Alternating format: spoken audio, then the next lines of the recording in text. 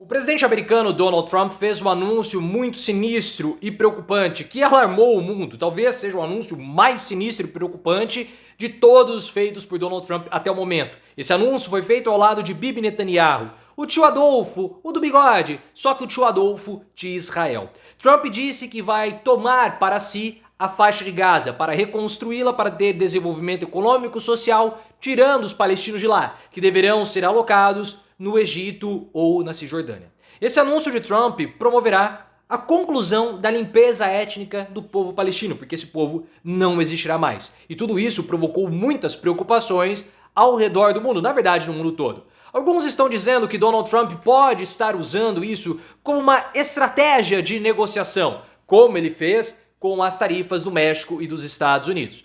Pode até ser. Pode ser também que o mundo esteja passando por uma certa acomodação com a administração Donald Trump e até a forma de Trump governar não estiver inserida no cotidiano da população, nós vamos ter esse estranhamento. Mas Trump também pode estar usando isso para cumprir promessas de campanha.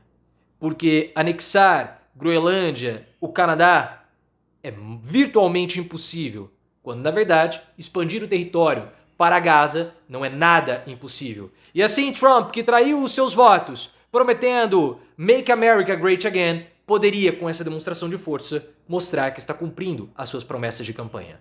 O que você achou do anúncio de Donald Trump? É um anúncio cruel? Comente cruel aqui nos comentários. É só uma bravata de estratégia de negociação de Trump? Ou ele vai demonstrar força, querendo, entre aspas, anexar a faixa de Gaza? Resuma Trump em uma palavra. Concorda que isso é muito sinistro e cruel? Então deixa o like no vídeo e se inscreva no canal. Donald Trump fez esse anúncio durante a visita de Bibi Netanyahu, que é o primeiro-ministro de Israel. A gente, popularmente, pelo menos eu, o considero o tio Adolfo. O tio Adolfo austríaco do exército alemão, aquele do bigode. O tio Adolfo de Israel. Porque Bibi Netanyahu faz a mesma coisa só que usando métodos diferentes que o tio Adolfo fez com o povo do Bibi Netanyahu lá no segundo conflito mundial. Claro que quando a gente fala desse assunto, precisamos usar outras palavras, porque são palavras e assuntos muito sensíveis aqui para a plataforma. Mas Bibi Netanyahu promove a mesma coisa, ele está promovendo uma limpeza étnica do povo palestino.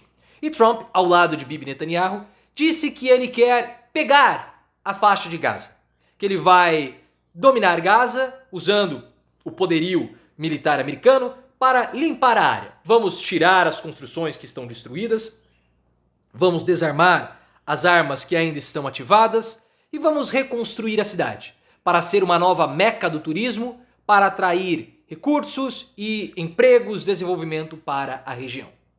E nós vamos reconstruir com outras pessoas, porque os palestinos nitidamente se deram mal, deram azar, para usar a palavra que ele usou, deram azar em Gaza. Então eles precisam ir para outros países, como no caso a Jordânia ou até para o Egito, não dando detalhes sobre o seu plano nefasto. E se de fato Trump fizer isso, o povo palestino vai ter acabado. A conclusão da limpeza étnica começada e iniciada por Bibi Netanyahu vai ser concluída por Donald Trump. Porque o que compõe um povo? O povo, ele é composto por vários elementos. A língua, a dança, os alimentos, a população, a cor da pele, a geografia, o local, o clima, várias coisas compõem um povo. Artefatos, símbolos. Por exemplo, o carioca, ele só é carioca, considerado carioca, você vê que ele é carioca, por conta de um conjunto de vários elementos que transformam aquela pessoa como carioca. Quando alguém que é do Rio de Janeiro sai e fica muito tempo fora, morando em outra cidade, ele vai perdendo esses elementos, mas ele não deixa de ser um carioca. Só que com o passar do tempo, geração após geração daquela família que saiu do Rio de Janeiro, os descendentes vão perdendo aqueles traços do Rio de Janeiro e começam a adotar traços do local onde eles estão. Porque o local é como se fosse, vamos imaginar assim, o povo, o local, a terra onde eles estão, a localização, é como se fosse uma panela.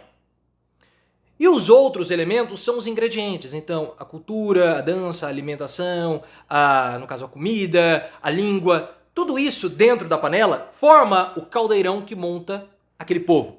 Trump quer tirar a panela, que faz a Palestina ser a Palestina. Por isso que a ONU está preocupada com a limpeza étnica. A Arábia Saudita já declarou apoio ao povo palestino. Falou que, olha, nós defendemos 2 estados. O Antônio Guterres, o secretário-geral da ONU, falou, olha, isso é uma limpeza étnica. E por quê? Porque o local, a faixa de Gaza, é o que faz aquele povo ser palestino. Se eles forem para o Egito, por exemplo, eles vão continuar mantendo traços da Palestina? Inicialmente sim.